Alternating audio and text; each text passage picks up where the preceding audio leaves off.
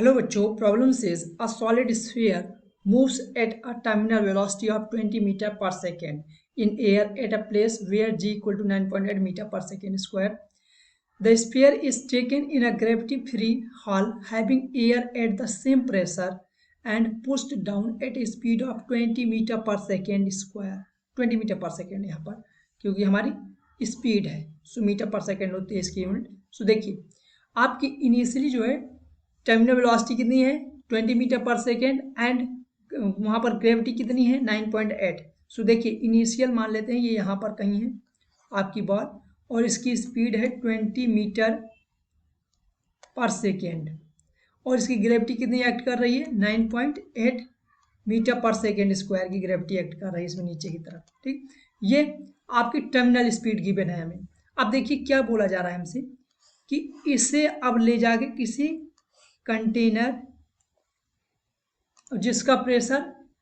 Gravity container हाल बोलते हैं, ठीक है, यहाँ पर हाल बोला, having air at the same pressure पर एयर हो, यहाँ पर कुछ प्रेशर होगा, ठीक, पी प्रेशर मान लेते हैं, पी नॉट पी मान लेते हैं, कोई प्रेशर है। इस बॉल को अब यहाँ पर रखा जाता है, जैसे इसका रूम में हॉल में आएगा हमारा बॉल तो इसका देखिए ये मान लेते हैं कि ये हॉल है आपका और ये नीचे की तरफ इसमें से जो स्पीड इसकी गिवन है वो कितनी है 20 मीटर पर सेकेंड की स्पीड गिवन है। अब देखिए आपको मालूम है यहाँ पर प्रेशर है, प्रेशर की वजह से एक फोर्स लगेगा ऊपर अपवर्ड, ठीक है, प्रेशर की वजह से फोर्स क्या लगेगा ऊपर की तरफ एफ वी बोल देते हैं, force of viscous force, F V act करेगा यहाँ पर। अब देखिए एफ वी एक्ट करेगा, जैसे इसे नीचे की तरफ पुश किया जाएगा, यहाँ पर ग्रेविटी तो है नहीं, एफ वी ऊपर की तरफ एक्ट कर रहा है और स्पीड नीचे की तरफ है, तो फोर्स भैया फोर्स और एक्सीलरेशन भाई भाई होते हैं, तो अगर फोर्स ऊपर की तरफ लग रहा है तो एक्सीलरेशन भी इसमें कोई ऊपर की तरफ ही लगेगा। और कितने का, जब हमें यहाँ पर स्पीड इतनी गिवन है कि 20 मीटर पर सेकेंड है तो एक्सीलरेशन कितना है 9.8 मीटर पर सेकेंड के स्क्वायर, तो यहाँ पर ऊपर की तरफ एक्सीलरेशन कितना लगेगा 9.8 मीटर पर सेकेंड स्क्वायर ऊपर की तरफ लगेगा। क्लियर हो गया ना, क्यों, क्योंकि भैया फोर्स और एक्सीलरेशन भाई भाई होते हैं, अगर भाई भाई ये एफ इक्वल टू हम लोग क्या जानते हैं एम इंटू ए, सो इसकी जो डायरेक्शन होगी, जो फोर्स की डायरेक्शन वही एक्सीलरेशन की डायरेक्शन। सो यहाँ से क्या पता चल गया हमें एक्सीलरेशन ऊपर की तरफ लग रहा होगा, एक्चुअली में क्या हो रहा होगा अगर बॉल नीचे जा रही है तो डी एक्सीलरेशन होगा जो कि स्पीड को धीरे धीरे घटा रहा होगा, और फोर्स ऊपर की तरफ एक्सीलरेशन धीरे धीरे बॉल कहीं रुक जाएगी और बॉल रुकने के बाद ऊपर की तरफ चलना स्टार्ट कर देगी। अब ऊपर की तरफ जाते जाते ये फोर्स ऑफ विस्कस जो है हमारा ये क्या होगा घटेगा, जैसे यहाँ पर ऊपर ये बॉल हमारी राइज करेगी यहाँ पर आएगी तो फोर्स ऑफ विस्कस क्या होगा घटेगा, और जैसे फोर्स ऑफ विस्कस घटेगा तो एक्सीलरेशन भी घटता जाएगा और लास्ट में क्या होगा बॉल हमारी जीरो पर वेलोसिटी पर आ जाएगी, स्टॉप कर जाएगी मींस। सो देखिए इसी के स्टोरी के रिलेटेड आपको यहाँ पर प्रॉब्लम गिवन है, ऑप्शंस करेक्ट ऑप्शन हमें राइट डाउन करना है, पिक आउट करना है कौन सा हमारा करेक्ट आंसर होगा। सो देखिए मैंने जो स्टोरी सुनाई है उसी से रिलेटेड अब यहाँ पर हम लोग ऑप्शंस देख लेते हैं।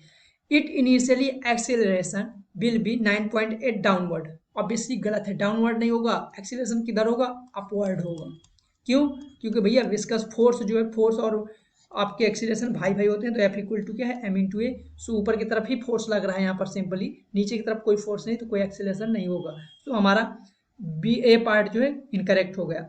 बी पार्ट देखते हैं, it's initially accelerate will be 9.8 metre per second square upward, upward की तरफ एक्सीलरेट करेगा क्या, ऑब्वियसली अपवर्ड ही एक्सीलरेट करेगा इनिशियली, एक्सीलरेशन ऊपर की तरफ एक्सीलरेशन होगा, जा नीचे की तरफ रहा होगा, वेलोसिटी नीचे ऊपर की तरफ एक्सीलरेशन है मींस डी एक्सीलरेशन होगा यहाँ पर एक्चुअली में। ठीक, अब देखिए सी गिवन है the magnitude of acceleration will be decrease as the time passes, obviously decrease करेगा, क्यों डिक्रीज करेगा क्योंकि हमारा फोर्स जो है फोर्स ऑफ विस्कस जैसे ये ऊपर जाता जाएगा यहाँ से हाइट बढ़ती जाएगी तो फोर्स ऑफ विस्कस जो है वो घटता जाएगा, अगर फोर्स ऑफ विस्कस घटेगा तो आपका एक्सीलरेशन भी घटता जाएगा और एक समय ऐसा आएगा कि आपकी ball it will eventually stop, obviously stop हो जाएगी एक समय बाद, क्योंकि ये फोर्स घटता रहा है जा रहा है तो एक्सीलरेशन घटता जाएगा, एक्सीलरेशन घटता जाएगा तो एक समय आएगा ऐसा आएगा कि ये स्टॉप हो जाएगी। सो यहाँ से आपको क्लियर कौन कौन से ऑप्शन हो गए हमारे, देखिए मैं राइट डाउन कर दे रहा हूँ B C and D, 3 options are correct options. So देखिए एक बार समराइज कर दे रहा हूँ अगेन, आपको सिंपल कुछ नहीं देखना है इसमें से, पहले इसको ये हिंट के तौर पे हमें क्या गिवन है टर्मिनल वेलोसिटी मींस उसका एक्सीलरेशन कितना 9.8। सो आपको यहाँ पर जब ले जाया जाएगा जहाँ ग्रेविटी फ्री सी फ्री जगह हो स्पेस हो और उस हाल को जी फ्री कर दिया है। जी फ्री करने के बाद उसमें से प्रेशर सम रखा गया, सम प्रेशर, इसी प्रेशर की वजह से ही तो फोर्स ऑफ विस्कस ऊपर की तरफ लगेगा, ठीक। सो इस प्रेशर की वजह से फोर्स ऑफ विस्कस ऊपर की तरफ लगेगा, वेलोसिटी नीचे की तरफ दी गई है उसे 20 मीटर पर सेकेंड स्क्वायर से, और फाइनली हम लोगों की ये जो बॉल है आपकी जाके स्टॉप हो जाती है एक समय। सो हमने यहाँ से A B C D correct option find out कर लिए, ए हमारा इनकरेक्ट है। So hope you understood it well, all the best.